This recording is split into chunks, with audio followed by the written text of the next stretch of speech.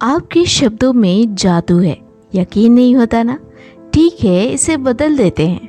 आपके शब्दों में जहर है, अब तो आप यकीन करते हैं। आप यकीन करो या ना करो, दोनों बातें सच है। आपके शब्दों में जादू है और जहर भी। चलिए छोटी कहानी से समझते हैं। एक बार की बात है, एक पिता बहुत बीमार थे और मरने की अवस्था में थे।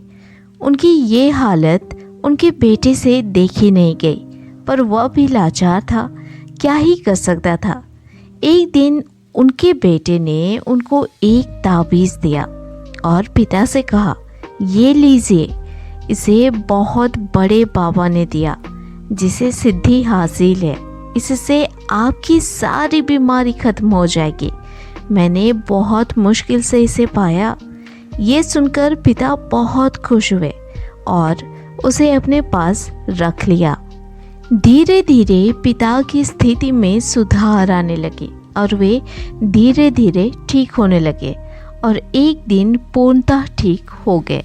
असल में बेटे ने किसी बाबा से कोई ताबीज़ नहीं ली थी। उसने तो बस रास्ता किनारे में बिकने वाली चीज़ को उठा लिया और उसे दे दिया। पर उसके शब्द में शक्ति था, होप थी, जिसे पिता ने सच मान लिया था। उस होप को पिता के सबकॉन्शियस माइंड ने एक्सेप्ट कर लिया था और उसे जल्दी से ठीक कर दिया। दूसरी कहानी हम सुनते हैं शहर की एक धनी व्यक्ति की, जिसे सितारों पर भरोसा था। उसके पास किसी चीज़ की कोई कमी नहीं थी। सुखी परिवार, अच्छा हेल्थ, सब कुछ बढ़िया था। एक दिन उसके ज्योतिषी ने आकर उससे कहा कि इस अमावस की रात आपकी मृत्यु हो जाएगी। धनी व्यक्ति खुद से ज़्यादा भरोसा उस ज्योतिषी पे करते थे, सो उनकी बातों पर भरोसा कर लिया और पूरे परिवार में मातम शुरू हो गया। परिवार का माहौल पूरी तरह बदल गया था।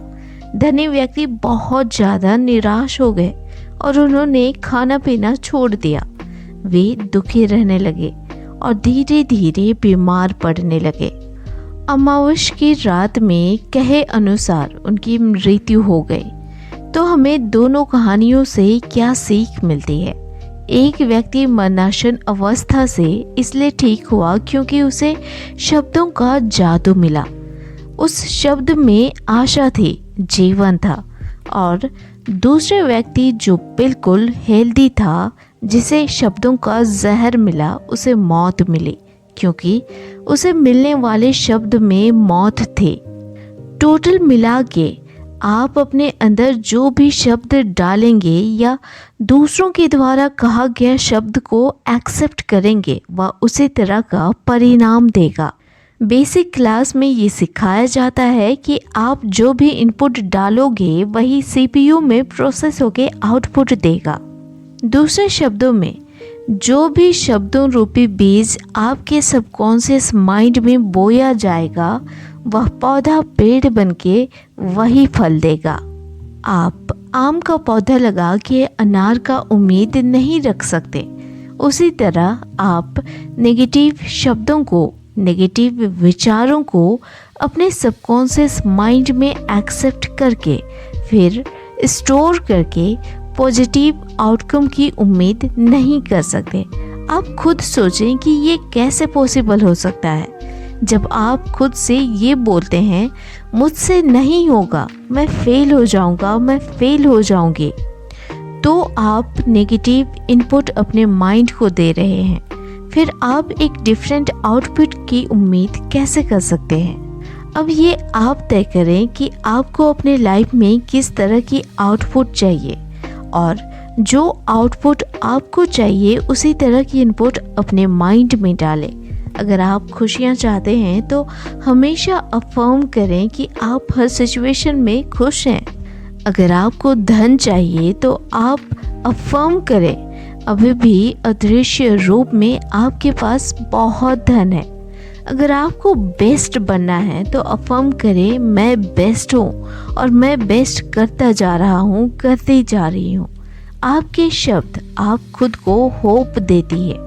आपके शब्द आपके एनर्जी को इंस्टेंट लो से हाई वाइब्रेशन में चेंज करती है। सो गहरी सांस लें और बोलें, आप सब कुछ कर सकते हैं और सब कुछ पा सकते हैं। आप जो भी हासिल करना चाहते हैं उसका लिस्ट बनाएं और बारी बारी से एक एक विश पर फोकस करें, उसी के हिसाब से अफर्म करें, खुद को यकीन दिलाएं।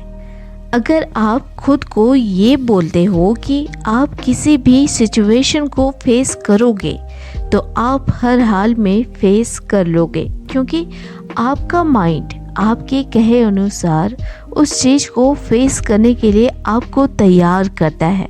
पर यदि आप बोलते हैं कि आप नहीं कर पाओगे तो आपका माइंड आपके कमांड को एक्सेप्ट करके हज़ार रीज़न आपके सामने ला के रख देगा कि आप क्यों नहीं कर सकते।